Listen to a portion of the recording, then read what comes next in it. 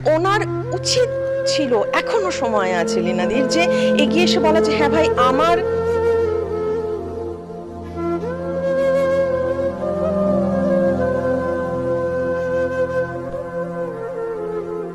লীনা গঙ্গোপাধ্যায়ের সেট কি তবে অভিশপ্ত? আর কত বলি চড়ানো হবে?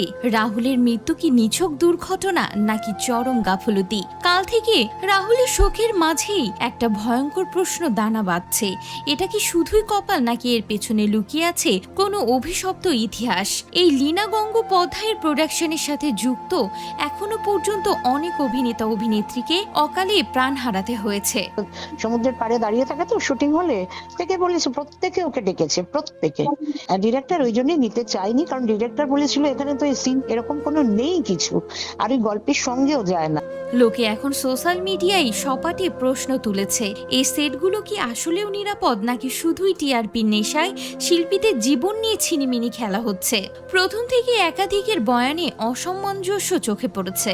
শুরুর দিকে জানানো হয়েছিল প্যাকআপের পর দুর্ঘটনাটি ঘটে, কিন্তু পরে পরিচালকের বক্তব্য শুটিং চলাকালীনই এই মর্মান্তিক ঘটনা ঘটে। কেন এই পরিবর্তন? এদিকে বড় বড় তারকারা লীনা গঙ্গোপাধ্যায়ের দিকে আঙ্গুল তুলছেন। তিনি কেন এই বিষয়টি এড়িয়ে যাচ্ছেন তা নিয়ে প্রশ্ন তুলেছেন। তবে কি রাহুলের মৃত্যুর জন্য লীনা গঙ্গোপাধ্যায়ই দায়ী? হ্যাঁ ভিউয়ার্স, এমনই প্রশ্ন উঠছে এখন নেট মাধ্যমে।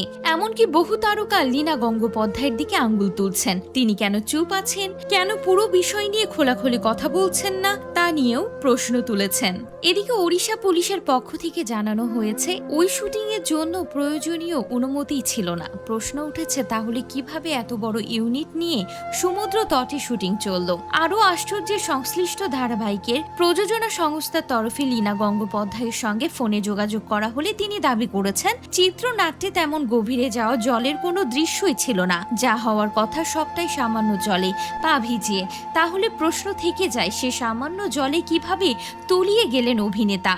যদিও লীনা গঙ্গোপাধ্যায় স্পষ্ট জানিয়ে দেন তিনি ঘটনাস্থলে ছিলেন না, যা বলছেন সবটাই শোনা কথা। ঘটনার পর সরব হয়েছে অল ইন্ডিয়া সিনে ওয়ার্কার্স অ্যাসোসিয়েশন। তাদের অভিযোগ খরচ বাঁচাতে বারবার শিল্পী ও কর্মীদের নিরাপত্তা নিয়ে আপোষ করা হয়। এর জেরে প্রায় প্রতি বছরই এমন দুর্ঘটনা ঘটে।